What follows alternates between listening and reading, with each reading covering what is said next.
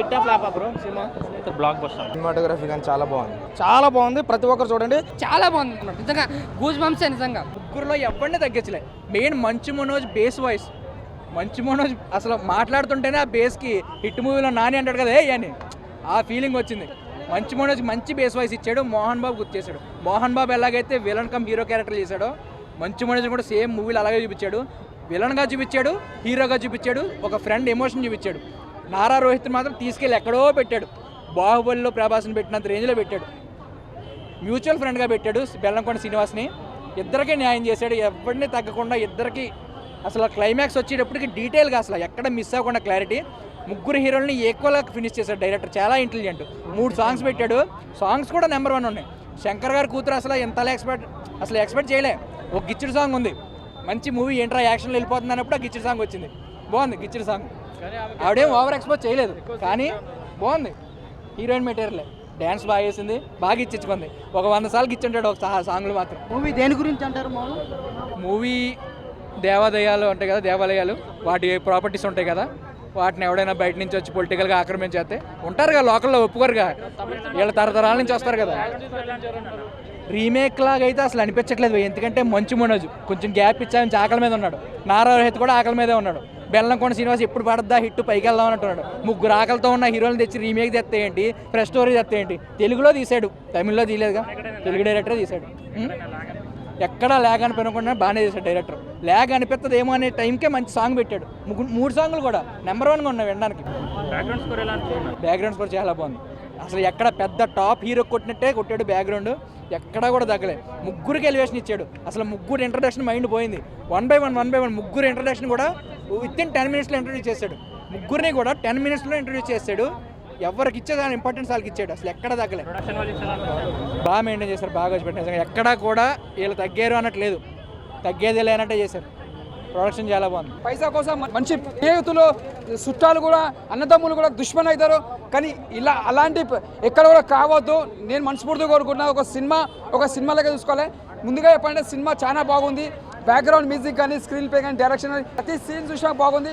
Main చెప్పాలంటే మన Bellamkonda sir యాడ్సాప్ sir, నిజంగా మీ యాక్టింగ్కి ఫిస్ అయిపోయినా సార్. ఆల్రెడీ ప్రతి సినిమాలో ఒక రాక్షసుడు కానీ, జలజయ నాయకి నాయక సినిమా కానీ ప్రతి ఒక్క సినిమాలో ఎంత బాగా చేసిరో దానికంటే రెట్టింపు మీరు ఈ సినిమాలో అదరగొట్టేసిరో. నిజంగా చెప్తున్నా, ఈ సినిమాకి మీకు అవార్డు రావాలని నేను మనస్ఫూర్తి కోరుకుంటున్నాను సార్. మీకు రావాలి, అది వస్తుంది 100%. ఫ్యూచర్లోనే వస్తుంది సినిమాకి. నిజంగా సినిమా మాత్రం చాలా బాగుంది. మంచు విష్ణు గారు, మంచు మనోజ్ గారు ఈ సినిమాలో కూడా యాక్టింగ్ చాలా బాగా చేసిండు. ప్రతి ఒక్క యాక్టర్ చాలా బాగుంది. నారా రోహిత్ గారు అంటే ఎవరికి తక్కువ లేకుండా కూడా ప్రతి ఒక్క యాక్టర్స్కి చాలా బాగా చూపించిండు. సినిమా చెప్తున్నా, ఈ సినిమా పెద్ద బ్లాక్ బస్టర్ మూవీ. 9 సంవత్సరాలు అయినా సరే మనోజ్ గారిలో ఆ యాక్టింగ్ స్కిల్స్, ఆ డైలాగ్ డెలివరీ ఎక్కడ తగ్గలేదనమాట. ఆయన మాట్లాడుతుంటే బేస్ వాయిస్తో నిజంగా గూస్ బంప్స్ వచ్చినాయి అనమాట. అలాగే నారా రోహిత్ గారు అంతే వేటున్న పవర్ఫుల్ రోల్ ఉంటుంది. ఆయన మాట్లాడిన అలాగే అనిపిస్తుంది. బట్ ఎటు వచ్చి శ్రీనివాస్ గారే కొంచెం ఒదిగి ఉన్నట్టుగా ఒకేసారి లెగిస్తారనమాట. సో ఎవరికీ తక్కువ చేయలేదు. ఒకరికి వెనక ముందైనా సరే ముగ్గురికి సమానమైన క్యారెక్టరేషన్, సమానమైన ఒక ఎలివేషన్స్ అయితే ఇచ్చారనమాట సినిమాలో. స్కోప్లో అందరికి ముగ్గురికి ఉందన్న. ప్రతి క్యారెక్టర్ కూడా స్కోప్ ఉంది. ఆ 3 క్యారెక్టర్లు కూడా చాలా స్కోప్ ఉన్న క్యారెక్టరే. బట్ గజ్జిపతి అనే మనోజ్ గారి క్యారెక్టర్ అయితే మాత్రం నెక్స్ట్ లెవెల్లో ఉంటుంది అనమాట. నిజంగా ఆయన వచ్చి మాట్లాడినప్పుడు కానీ ఆ ఫైట్ చేయడం నిజంగా కూర్చోంసే.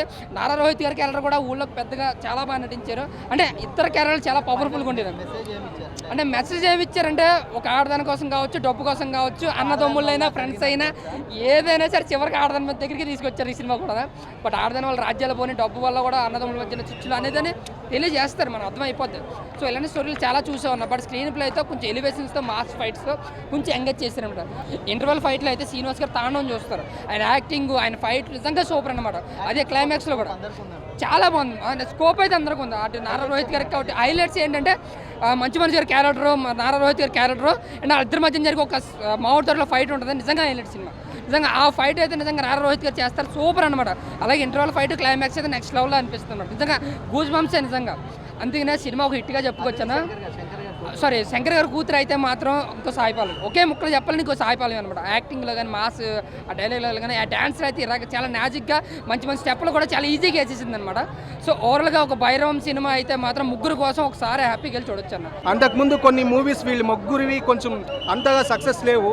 వాళ్ళ ఆకలి తీరుస్తూ డైరెక్టర్ ఈయన ఆకలి తీసుకున్నాడు. నిజంగా విజయ్ గారి కంటే తక్కువ సమయంలోనే ఆ డైరెక్టర్ యాడ్స్ ఆఫ్ చెప్పాలి. నిజంగా హీరోయిన్ అదితి శంకర్ వెన్నెల సాంగ్ అయితే బీభత్సం, అది నిజంగా మొత్తం ట్రెండింగ్ అయిపోయింది. నిజంగా ఆ సాంగ్ ఈ మూవీ చూసాక నిజంగా ఆమెకైతే ఆఫర్లు క్యూ అనుకుంటా, అలా ఆ సాంగ్ అంత కుమ్మేసింది. నిజంగా ఏ హీరోకి ఎక్కువ నిడివి అని అడుగుతున్నారు. నిజంగా తక్కువ నిడి అనిపించినా తక్కువ నిడి పడిన వాళ్ళు ఆ సీన్ బాగా చేశారు. ఆ తక్కువ నిడి అనే ఫీల్ రాదు. ముగ్గురికి ఈక్వల్ పార్ట్ ఉంది. మాస్ ఆడియన్స్, ఫ్యామిలీ ఆడియన్స్ మొత్తం కుటుంబ విలువల్ని బాగా చూపెట్టారు. కొంచెం యాంగ్రీ, నిజంగా బీజియం అయితే బీభత్సం కుమ్మేసింది. కుటుంబంలో ఉండే మళ్ళీ ఈయన బెల్లంకొండ శ్రీనివాస్కు ఇద్దరిని కొంచెం మేనేజ్ చేయడం, ఇద్దరిని వాళ్ళ దగ్గర పని చేస్తూ నిజంగా సూపర్గా అనిపించింది. హీరోయిన్స్ ముగ్గురు చాలా బాగా చేశారు. ముఖ్యంగా అదితి శంకర్ అయితే చాలా బాగా కెమిస్ట్రీ పండించింది. నిజంగా నాకైతే చాలా హ్యాపీగా ఉంది. మల్టీ స్టారర్ ఈ మూవీస్ ఇంకా ఎక్కువ రావాలి. ఎందుకంటే చాలామంది హీరోస్ మనం చూస్తుంటాం కొంచెం వాళ్ళ ఈగో వల్ల ఇంకా ఏదో మామూలు అది కామన్ ఉండే ఉంటుంది ఈ వర్క్లో ఉండే ఇది, దానివల్ల అంత ఈజీగా యాక్సెప్ట్ చేయరు, ఎక్కడ హ్యాండిల్ చేస్తారో లేదో అని డైరెక్టర్స్. కానీ వీళ్ళు ముగ్గురు ఒప్పించడం పెద్ద విషయం, వాళ్ళు చేయడం పెద్ద విషయం. ఈయన ఈ మూవీతో సక్సెస్కు కొట్టడం ఇంకా పెద్ద, దాన్ని నిలుపుకున్నాడు. ఇంకా మనం హ్యాపీ అవ్వాలి. నిజంగా చాలా మల్టీ స్టార్ మూవీస్ రావాలని కోరుకుంటా. నిజంగా చాలా హ్యాట్స్ ఆఫ్ అని నిజంగా డైరెక్టర్ విజయ్ గారికి.